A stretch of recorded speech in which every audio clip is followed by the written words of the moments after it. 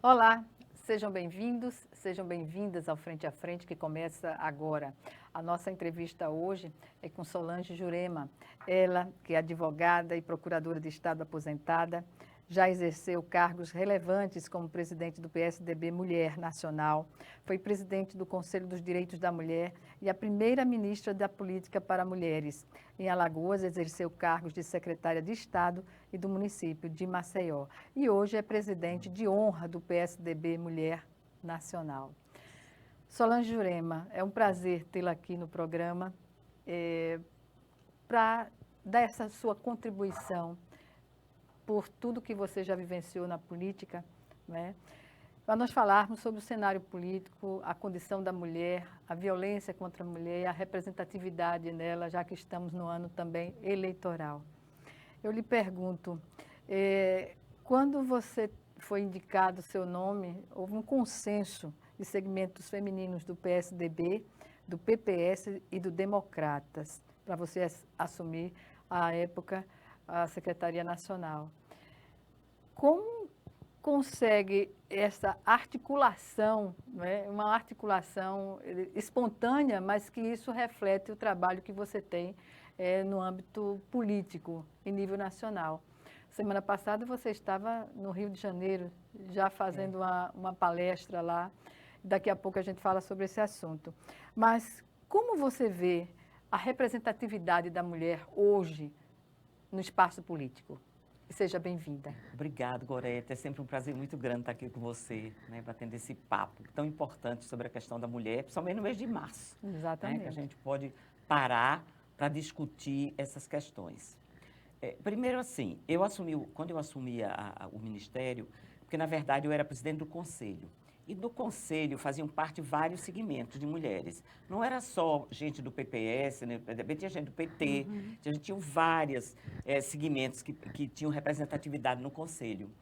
E aí, quando a presidente, na época, se afastou, Rosisca Darcy, as minhas companheiras de conselho, por unanimidade, resolveram apresentar o meu nome na época, o ministro da Justiça, que era o Zé Gregori, e ao presidente, que era o presidente Fernando Henrique. E aí ele me convidou para... quando ele resolveu criar, porque até então ele não tinha resolvido criar, né? Primeiro eu fiquei como presidente do conselho, e depois, em 2002, ele resolveu criar. E aí me convidou para Solange, eu vou abrir uma janelinha Ah. aí, porque foi algo assim pitoresco, não é? O convite que o Foi. presidente foi, a circunstância que você foi convidada. É verdade, foi. Como foi? Foi o seguinte, ele me convidou, ele resolveu criar no último ano do governo dele, né, 2002. E ele ligou para mim no dia 1º de abril, que é o dia da mentira, né? Mas só que nesse dia estava nascendo meu neto, o primeiro filho da minha filha. E eu estava na maternidade, nervosíssima, porque todo mundo que já filha já teve neném, sabe o que é isso, né? Eu estava nervosíssima quando ligam dizendo o presidente quer falar com a senhora. E eu no início achei que era até um trote, né? Mas depois, quando ele veio ao telefone, eu reconheci a voz dele. E aí ele me fez o convite e eu disse, olha, presidente, infelizmente ele queria que eu fosse no outro dia, porque no dia 2 de abril trocavam os ministros, né? Tinham que se afastar, que era ano eleitoral. E ele queria apresentar o nome dos novos ministros que iam assumir. E aí ele queria que eu estivesse em Brasília no outro dia. Eu falei, olha, presidente, eu não posso estar em Brasília amanhã, porque a minha filha acabou de ter neném. E uma coisa que não pode ser substituída é mãe. Né? É verdade. Então, o senhor fique muito à vontade, mas eu não vou poder estar aí. Ele aí deu uma risada, disse, é uma questão de gênero, né? Disse, é uma questão de gênero, mas eu escolho ser mãe, né? Pois Gorete? é, claro. E Solange, eu acho que isso é uma característica feminina, porque nenhum homem deixaria de assumir um ministério publicamente. o menino né? nasceria e depois ele voltaria. Exatamente, né? É verdade. Solange, em relação às lutas, né, que você tem travado, porque quando se fala em mobilização de mulheres, geralmente as mulheres que estão na linha de frente são as mulheres da periferia, as mulheres que vivenciam violência, discriminação, todo tipo de problema que a gente vê no dia a dia, nos jornais, nos debates, enfim. O que motivou você a ser uma ativista feminina? Olha, Interessante mesmo, porque, na verdade, eu não tenho nenhuma história sofrida, não é? Não vou fazer cena nem mentir. Eu sou de uma família de homens muito gentis. Então, assim, eu até, para dizer a verdade, até eu entrar para a Associação Brasileira de Mulheres de Carreira Jurídica, eu não tinha noção, porque eu estou falando de um tempo, eu casei em 1971, né? Então, não tinha rede social, você não tinha televisão com tantas informações, você não, enfim, eu vivia no meu mundo, num mundo que era protegido, né? Meu marido também é muito gentil, então eu não tinha essa experiência de violência, realmente não tinha.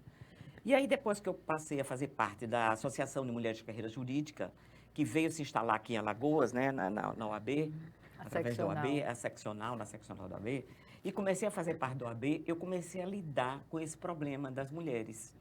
Primeiro, até através das crianças, né? Quando eu participei do Estatuto da Criança, né? Aqui, representando a OAB, que tinha um grupo, em todo o Brasil se mobilizou, né? Para o Estatuto da Criança e do Adolescente. E aí eu comecei a lidar com a violência concreta, né? E de ver a quantidade de mulheres que sofriam violência de todo tipo. E aí eu comecei a me interessar pelo assunto e realmente fui me aprofundando, fui me apaixonando e fui me envolvendo. E até hoje eu acho que é a minha militância, é o que eu gosto de fazer, é defender as mulheres e lutar pelas mulheres, porque isso eu digo que é um trabalho que me gratifica. Pois é, quando você assumiu a Secretaria Nacional dos Direitos da Mulher, que tinha a condição de ministério, o que você realizou e gostaria de ter realizado? Olha, naquela época, né, nós começamos fazendo o trabalho já como presidente do Conselho. Exatamente, como presidente do Conselho, eu percebia a necessidade de ter um braço no Executivo. Porque um conselho ele não tem como objetivo executar políticas. Então, a gente tinha um vácuo, né, no governo, no Executivo, desse braço executor. E era isso que a gente pleiteava junto ao presidente Fernando Henrique. Né? E outra coisa, aí nós fomos analisar os programas de governo. Eu me lembro ainda hoje até do número. O presidente Fernando Henrique ele tinha 278 programas de governo. 2 falavam em mulher. 2. E eram ligados à questão da violência. Como se a questão da mulher... Não houvesse nenhum recorte, né? É como se não houvesse nada. Não, né? Como se não houvesse nada. E a gente via, então, o seguinte, várias políticas, elas não têm eficiência e eficácia exatamente porque não se dá o foco correto. E eu vou citar um exemplo, na época que nós percebemos. Existia uma capacitação para mulheres... não era para mulheres, era para chefes de família, né, na questão de agricultura familiar. E aí, geralmente, se partia do princípio que os chefes de família eram os homens, né? E aí se dava essa capacitação para os homens. Só que quem executa a agricultura familiar, prioritariamente, são as mulheres. Então, elas continuavam executando sem capacitação e os homens recebiam aquela capacitação e não aproveitavam, porque não eram eles que faziam.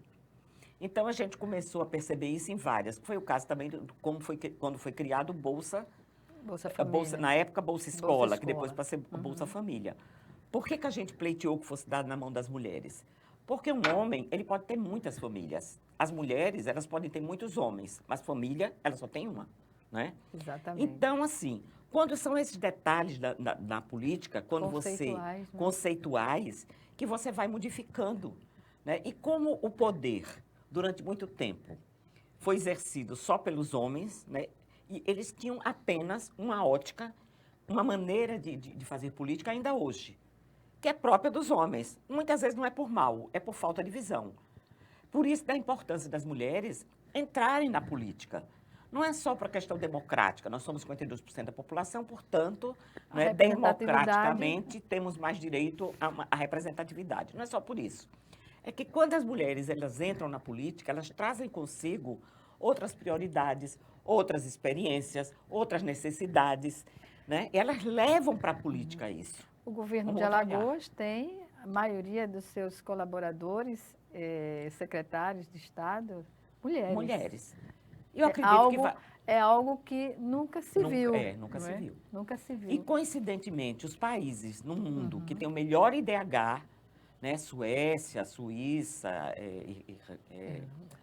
Islândia, né, Noruega, são os países que têm mais mulheres nos cargos de poder.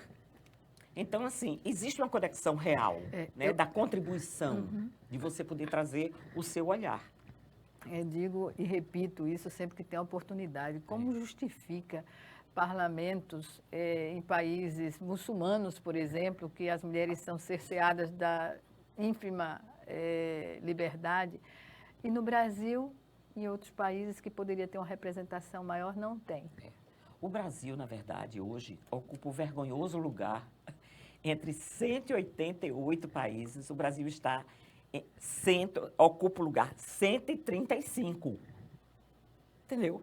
Então, assim, na América Latina, nós estamos na pior situação. Nós temos o parlamento mais desigual da América Latina, é o brasileiro, com menos mulheres. Nós só temos 17% de mulheres no nosso parlamento, né, como deputadas federais. Já o parlamento estadual, a Assembleia Legislativa, tem uma representação bem expressiva. Até então...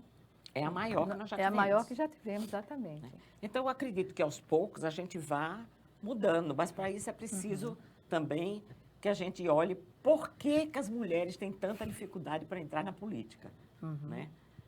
Porque, na verdade, assim... Os partidos têm cotas. Tem cota. Tem cotas e tem financiamento. Pois é, e tem financiamento das candidaturas femininas também. Isso, na prática, é meio desigual, não é? Olha, na verdade, assim, nós começamos a melhorar depois das cotas e tivemos uma grande melhora depois de depois de 2018. Por quê? O que aconteceu em 2018? Até então, as cotas a gente vinha muito lentamente melhorando.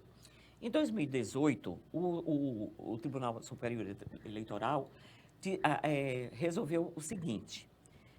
Por que resolveu? Porque nós conjugamos nesse momento que a presidente do Supremo era uma mulher, a presidente do Superior Eleitoral era uma mulher, a advogada-geral da União era uma mulher e a promotora de justiça também era uma mulher, coincidentemente.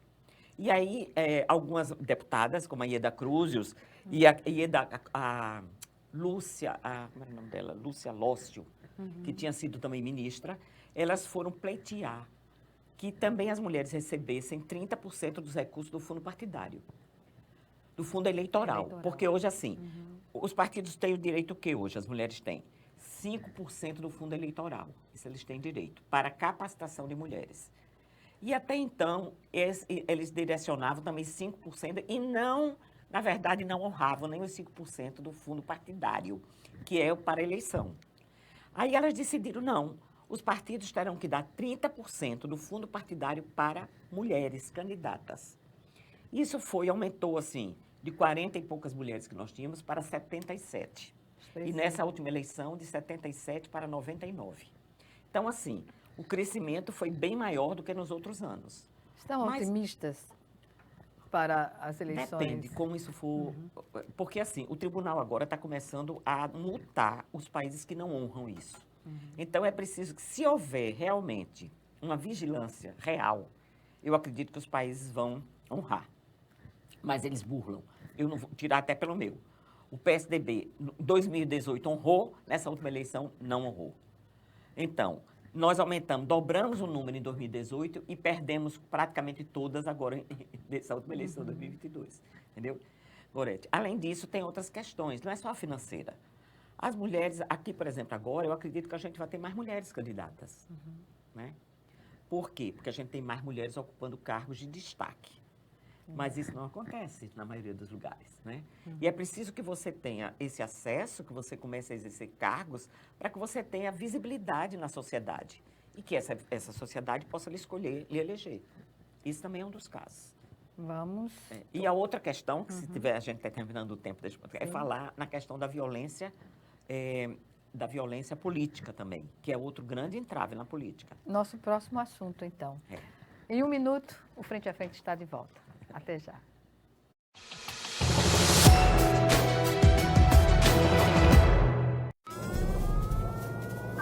Há mais de 40 anos, um grupo de médicos criou uma organização de emergência médico-humanitária capaz de oferecer ajuda às pessoas em meio a desastres naturais, epidemias ou guerras, atendendo os mais necessitados sem se importar com raça, religião ou ideologia. Hoje, Médicos Sem Fronteiras envia equipes totalmente preparadas para responder a emergências por todo o mundo. Nossos profissionais são financiados por pessoas como você e eu. Conheça-nos, participe, apoie, porque juntos chegamos mais longe.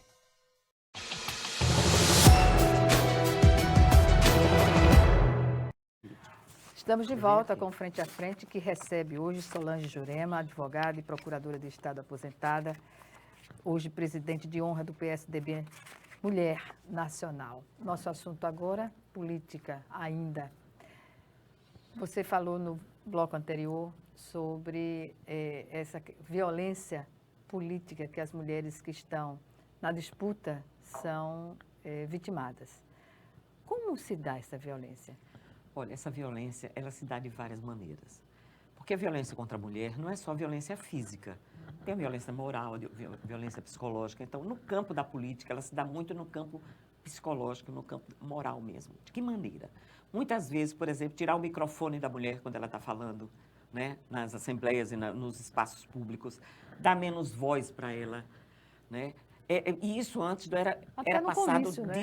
até no comício. Até no comício. Olha, já teve um caso que eu vou contar aqui da nossa senadora, que ela era tetraplégica, ela né, que é a senadora Mara Gabrilli, de um colega do mesmo partido desligar a cadeira dela para ela não ir para frente do comício. Parece uma coisa absurda, mas aconteceu.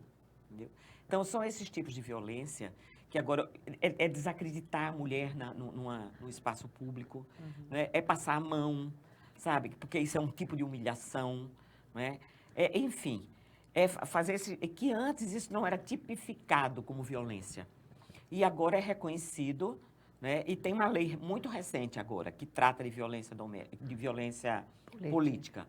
Porque ela é tão evidente, os casos a gente que as viu mulheres... alguns casos na Câmara Federal, né? Tem vários casos, né? Do colega dizer a outra não merecia ser estuprada. Você se lembra disso, né? O nosso ex-presidente disse que a do Rio Grande do Sul, uma colega dele, deputada, não merecia ser estuprada. Porque era feia, né? E ela nem é feia. Não. Mas quer dizer, a argumentação mas eu foi digo assim, essa. ele fez isso para quê? Para desmerecê-la, né? Subjugá-la. E assim, e se fosse? Mas isso não vem ao caso, né? O que vem ao caso é esse tipo de agressão que é repetidamente, sabe? É recorrente, né? Na Câmara Federal, nas Assembleias Legislativas. Né? Teve aquele de São Paulo, um deputado que na frente de todo mundo passou a mão na colega. Quer dizer, como é que pode um negócio desse? Que desrespeito é esse? Mas é no sentido... O parlamento exige uma postura formal, claro. Inclusive até para desconsiderar algo que não concorde, mas nada que fuja a esse princípio, né, da educação que tem que se manter. Mas você vê como isso também dificulta, porque muitas mulheres têm dificuldade, fora o tempo, né? O tempo das mulheres, sem dúvida nenhuma, ele é muito mais... ocupado, digamos assim, né? Literalmente, né? E outra coisa, e nós não temos o suporte de Estado. Ontem mesmo, na televisão, tinham 3 mulheres dizendo que não conseguiam frequentar as aulas porque não tinham com quem deixar seus filhos, né? Então, você vê, se a gente não tem creches que funcionem, escolas que funcionem, que às vezes falta... Como essas mulheres vão deixar seus filhos? Na verdade, é uma obrigação constitucional dos municípios. Se o município não tem a condição, tem que buscar talvez uma alternativa tripartite. Governo federal, governo do Estado. O que não pode é não cumprir a Constituição. Porque as mulheres, como você falou, elas precisam de ter a creche para dar tranquilidade na construção da sua autonomia geral, que passa pelo financeiro, né? Exatamente. Mas você vê, mais uma vez, a gente vê o seguinte, que a ausência de políticas sociais, na verdade, afeta muito mais as mulheres do que os homens, né? Daí a importância das mulheres estarem na política, reivindicando essas políticas. Uma delas é creche. Porque, na verdade, homem nenhum deixa de trabalhar porque não tem onde deixar seu filho. Né? A verdade é essa. Outra coisa, hoje que 50% das famílias hoje são chefiadas por mulheres. Então, elas não precisam, é de agora, né? não é de agora. Né? E quanto mais dificuldade financeira elas têm, mais tem um número de mulheres como chefes de família. Né? E mais agrava a pobreza. Porque, na verdade, a pobreza não é só falta de renda. A pobreza é falta de renda e falta de serviços que atendam a população. Isso agrava a pobreza. Então, na hora que você deixa de prestar certos serviços, você está agravando a pobreza, principalmente das mulheres. Por isso que quando você faz um perfil de pobreza, o pobre mais pobre brasileiro é uma mulher negra, nordestina, rural. Por quê? Porque faltam os serviços que essas mulheres precisam. É creche, muitas cidades não têm água, muitas cidades não têm luz. Né? A cidade que ainda não tem água, quem é que vai buscar nessas comunidades? Quem é que vai buscar a lata d'água na cabeça? São as mulheres. Né? Quando não tem luz, quem é que fica sem nenhuma ajuda, digamos, que hoje nós temos muita ajuda, né? Com liquidificador, com fogão a gás, com uma série de eletrodomésticos que ajudam. Mas quando você não tem acesso, você não pode comprar o gás, você não tem acesso a um ferro elétrico, você não tem acesso a nenhuma dessas facilidades, a vida delas fica mais afetada. Né? E isso é a pobreza extrema, é você não ter acesso a esses serviços que hoje já são oferecidos para a população. Solange Jurema, a senhora participou, foi uma das signatárias de uma cápsula do tempo, um documento com um relatório da situação da mulher no Brasil. Isso foi em 2010. Essa cápsula está fechada e só será aberta daqui a 40 anos. Em que circunstância aconteceu? Olha, isso foi... É interessante que eu sou PSDB, sempre fui PSDB, né? Mas, na verdade, foi no lançamento da campanha da Dilma. E aí, o governo resolveu fazer essa cápsula do tempo e convidou 5 mulheres, não só do PT, mas convidou de outras correntes. E eu fui uma das convidadas, né? Fiquei muito honrada na época. E essa cápsula realmente tem um relatório, da situação das mulheres, né, naquela época, né, que será aberto daqui, era 50 anos, isso foi em 2010, daqui a 40 anos, né? Não vou estar viva, mas as minhas netas provavelmente participarão, ou as bisnetas. As questões que estão colocadas na cápsula certamente não foram ainda resolvidas, não é? Não foram resolvidas, com certeza não foram resolvidas, porque a gente ainda hoje fala de violência, a gente ainda hoje fala da necessidade de mulheres na política. Quer dizer, embora a gente tenha, se a gente olhar o século XX, foi um século em que as mulheres caminharam muito na questão dos direitos. Né? Por exemplo, eu me casei em 1971, fazem 52 anos. Né? Quando eu me casei, nem divórcio existia. Né? Então, assim, as circunstâncias mudaram muito. Fazia muito pouco tempo que o Estatuto da Mulher Casada tinha sido aprovado, em que o marido tinha o direito, por exemplo, de pedir a demissão da mulher do seu emprego. Absurdo. Então, mas é uma coisa da minha geração. Né? E a gente vê quantas coisas a gente foi conquistando através de muita luta, E eu noto que hoje tem jovens, né, que não reconhecem essa luta que foi de uma geração, não, de várias gerações, né, porque vem desde o início, praticamente, na verdade, desde o século XIX, mas muito mais força a partir do século XX. Né? Primeiro, o direito de votar, né, que a gente só conseguiu no século XX, exatamente. Né, 1934. E por aí vai. Então, eu acho que a gente tem conseguido vários avanços, mas a Lei Maria da Penha, né, e outras mais que foram muito importantes. E depois, somente a Constituição de 88, que deu a igualdade entre homens e mulheres. E aí toda a legislação brasileira teve que se adequar à Constituição de 88. Então, a legislação civil, a legislação penal, aos poucos foram se adequando. Até muito pouco tempo atrás, por exemplo, o estupro era considerado, não era considerado um crime contra a pessoa, era considerado um crime contra a honra. Né? Quer dizer, a honra da família valia mais do que o sofrimento da mulher.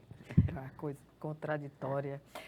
Em relação a... Você às vezes fala que já chegou a lutar por questões utópicas. Isso inclui a democracia no Brasil? Inclui a democracia, né? Por isso que a gente tem que dar muito valor a estarmos vivendo numa democracia, apesar de tudo e apesar dessa briga de hoje, né? Mas eu fui do tempo, eu entrei na faculdade em 68, no auge do AI-5. Aliás, quando teve o AI-5 em dezembro. Né? Uhum. Então, e que a gente viveu momentos muito difíceis no Brasil. Né? A juventude não sabe disso. A juventude não sabe, E não nem... conhece, não acredita, né? Porque também muitos adultos escondem, não teve, não, ditadura. Teve ditadura, muita gente foi torturada, muita gente foi morta. Assassinada. Né? É. E eu acho que qualquer ditadura é péssima. A gente tem aí toda uma história mostrando isso. E parece que as pessoas não lêem história, né, Gorete? Parece que não aprendem com nazismo, com fascismo, com comunismo, todos esses ismos que foram tão prejudiciais. Eu acho que não interessa a nenhum país, não interessa a nenhuma população um regime ditatorial. É só observar hoje os países extremistas, o que está ocorrendo com esses países, sejam países referenciais na geopolítica mundial ou não. Né? E os países que são da essência democrática, o que ocorre com esses países, não? Exatamente. Eu acho que, por exemplo, a ideologia, né, do PSDB é a social-democracia, que é exatamente você ter uma economia de mercado livre, uma economia desenvolvida, mas sem deixar de desenvolver também socialmente. E o Estado, né? Né? O Estado interferir nessa distribuição para que todos tenham acesso. Até porque nos países desenvolvidos, o Estado garante. E são os que mais se aproximam da social-democracia. Né? Os países que têm melhor índice de desenvolvimento humano e que têm menos desigualdade. São aqueles que mais se aproximam da social-democracia.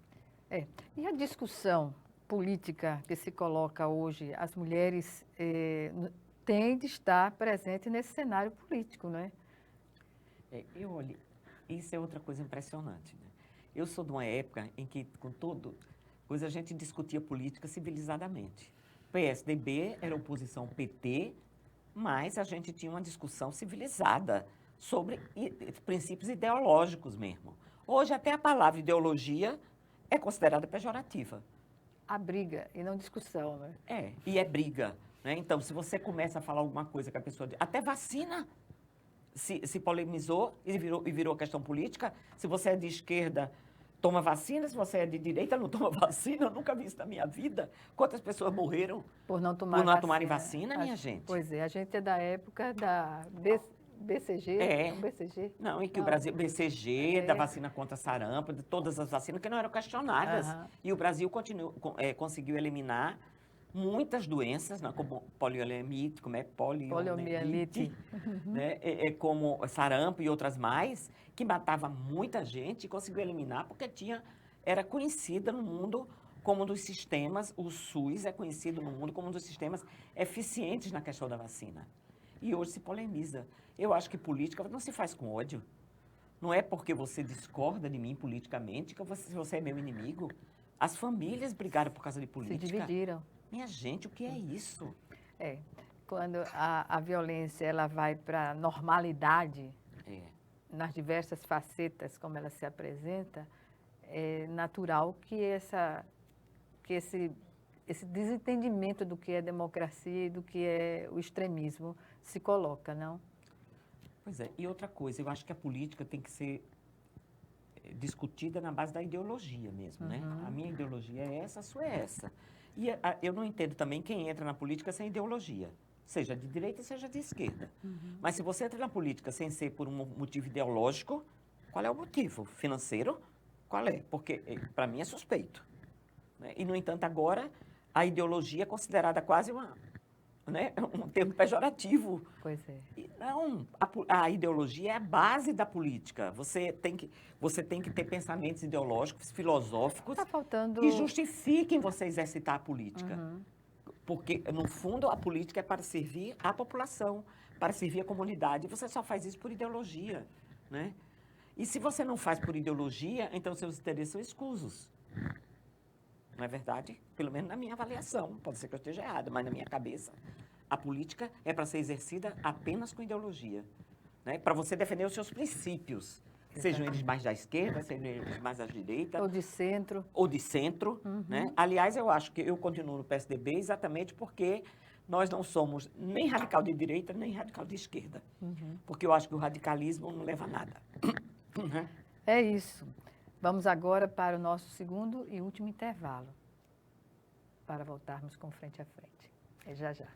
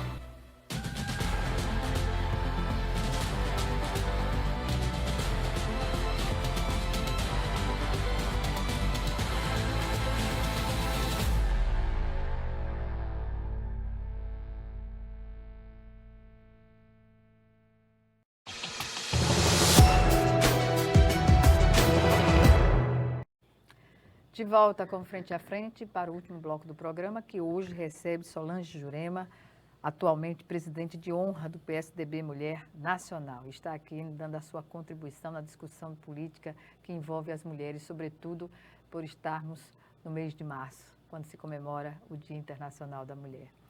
Solange, você fez um levantamento sobre a repercussão, né, nas políticas públicas nacionais do que está sendo colocado pelo G20.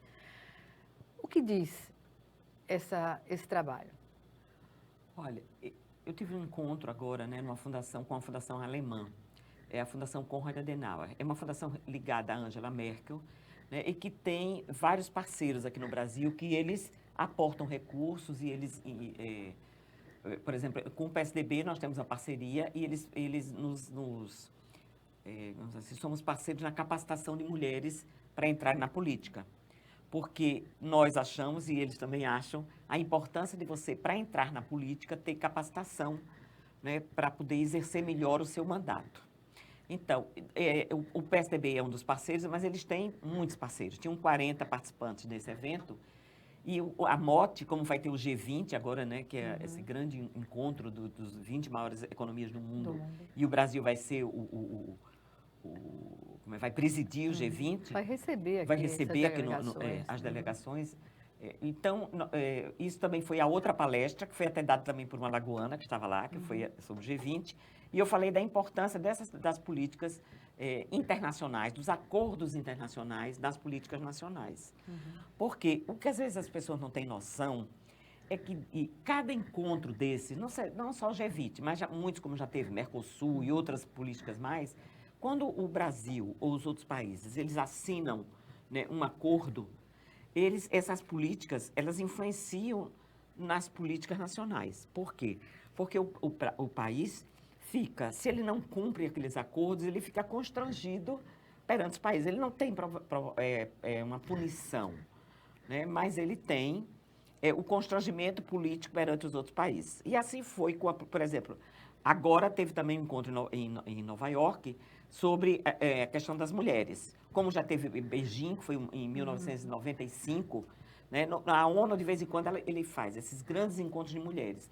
E desses encontros saem os tratados e as plataformas, que o Brasil é signatário e que, portanto, é obrigado a cumprir aqui no Brasil. Porque senão quer dizer, obrigado moralmente, é bom que se diga. Sanções também, né? Muitas mas não tem sanções, como é que eu vou dizer? Específicas assim. Reais, mas são sanções morais, digamos assim. Que pesam. Que pesam. Se não pesam, aqui pesa na geopolítica, né, mundial. Então, e a grande discussão interessante agora nesse encontro, que estava gente de vários segmentos, e tinha gente do meio ambiente, tinha gente de segurança, qual deveria ser o mote principal do G20? Porque o G20 não é um encontro, é um encontro das economias, né, dos países. Mas estavam querendo transformar ele basicamente na questão do meio ambiente. Então, alguns achavam que deveria ser o mote principal, outros não. que, na verdade, o mote principal deveria ainda ser a economia e, claro, no que o meio ambiente pesa e influi na questão das economias mundiais. Né? Mas foi muito interessante porque essa discussão ainda é uma grande discussão no Brasil. Né? O que é, como... E as pessoas não se apercebem o seguinte, nós estamos vendo aí a consequência, né, do que é você mexer com o clima porque não respeita o meio ambiente. Exatamente. Então, assim, a resposta é imediata. É imediata, né? E muita gente diz assim, não, por exemplo, a Amazônia é nossa, ninguém tem que dar pitaco. Não, porque, na verdade, o que nós fizermos aqui na Amazônia vai ter uma repercussão mundial, sim. Né? Como tem agora jogar lixo, a gente está vendo, né, as consequências nos oceanos. Então, quer dizer, a responsabilidade com o meio ambiente tem que ser uma coisa global mesmo, tem que ser repartida entre todos os países. Mas elas também, eu falei, também aproveitei o mote e mostrei isso, por exemplo, que a Lei Maria da Penha foi consequência de um tratado que o Brasil assinou em 2002, que foi o protocolo facultativo à CEDAW. A CEDAW é um convênio contra todas as formas de discriminação contra a mulher. E esse protocolo facultativo, ele permitia que as mulheres brasileiras que não fossem atendidas pela justiça brasileira pudessem recorrer a um fórum internacional. E a primeira mulher que recorreu a um fórum internacional, depois da assinatura desse tratado, foi a Maria da Penha.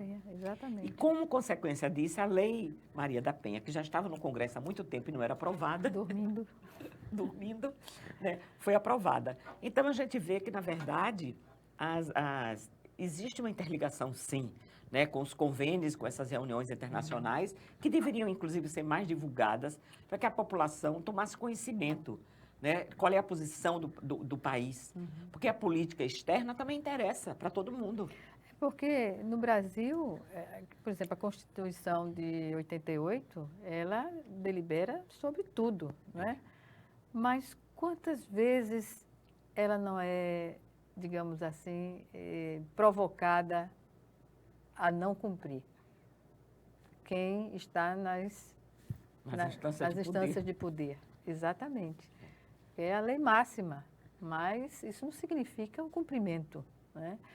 Eu tenho entrevistado aqui algumas mulheres que estão na linha de frente no combate à violência contra a mulher e tem uma experiência em Alagoas que deveria ser estendida a todo o país, que é a Patrulha Maria da Penha. Muito boa a Patrulha Maria da Penha. Alagoas, qual a sua opinião? Olha, eu acho fundamental, porque, na verdade, se a gente tiver uma lei morta, ela não funciona. Né? Então, a Lei Maria da Penha é uma. Se você não tiver uma polícia capacitada para exercitar a Lei Maria da Penha, ela não vai funcionar. É preciso que você tenha essas patrulhas, quando as mulheres acionem a polícia, elas vão atender as mulheres, mas capacitadas para atender mulheres vítimas de violência. Porque durante muito tempo, inclusive, a gente tinha delegacias das mulheres, né? E essas delegacias, não tínhamos, aliás, as delegacias das mulheres, nós tínhamos as delegacias. Em geral. Só que quando essas mulheres não sofriam violência e procuravam as delegacias, elas eram quase que violentadas novamente. Porque a pessoa que atendia, o delegado, eu perguntava, mas por que você estava fazendo, o que você estava fazendo na rua? Questionava a vítima. Né, que roupa ela estava, o que ela estava fazendo na rua, ou se ela tinha apanhado do marido, o que ela tinha feito para apanhar. Enfim, quer dizer, é preciso que você também capacite as polícias, capacite as pessoas que vão atender, né, os institutos médico-legais, enfim, essa rede de atendimento para a violência, que elas sejam capacitadas para dar um atendimento humanitário para essas mulheres e que elas se sintam protegidas e não, mais uma vez, violentadas. Né? E aqui, eu acho que essa patrulha é um exemplo disso. A gente tem um coronel, né, que está à frente e que tem essa sensibilidade e que sabe chegar às mulheres e acolher essas mulheres. E quando ela atua, o grande problema é que os agressores, eles se comportam de maneira até educada diante da sociedade, mas na intimidade ele se revela na sua face mais, digamos assim, mais cruel para grande parte das mulheres, não é? Então, nesse aspecto, a patrulha já elimina a condição de isso não ser de domínio público. Exatamente. É algo que segundo as mulheres que estão na linha de frente das políticas, é importante demais criar condições objetivas para que a patrulha ela se expanda. É verdade. Né? Outra coisa, né, Gorete? Demorou muito para que essa questão da violência fosse realmente pauta da mídia. A verdade é essa. Né? Quantas campanhas nós tivemos? Muito poucas, antigamente, sobre a questão da violência. Certamente. Me lembro que teve aquela Quem Ama Não Mata. Né? E depois, quando eu estava no Ministério, a gente conseguiu que uma produtora de São Paulo fizesse uma campanha gratuita. O Ministério disse que não tinha dinheiro na época, então a única coisa que o Ministério da Justiça pagou foi a divulgação na mídia. Quer dizer, isso não era pauta de mídia, caía rapidamente, agora não. Cada vez que uma mulher é assassinada, cada vez que uma mulher apanha, cada vez que ela é violentada, isso é realmente divulgado. Né? E isso eu acho que também é muito bom, porque isso dá um certo constrangimento. A gente está vendo agora esses jogadores de futebol, né, que se acham no direito de estuprar as meninas, sendo condenados mesmo. Né? E eles achavam que porque eram importantes, porque tinham dinheiro, não iam ser condenados. Né? Pois é.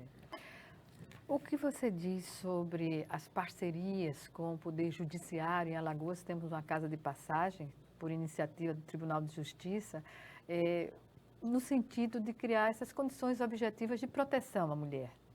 Eu acho que toda a questão para ser tratada, principalmente essa questão da violência, que ela é tão ampla e é tão, assim, sensível, né? Ou você faz com a parceria de todos os poderes ou não funciona. Né? Porque você tem que ter a lei que proteja.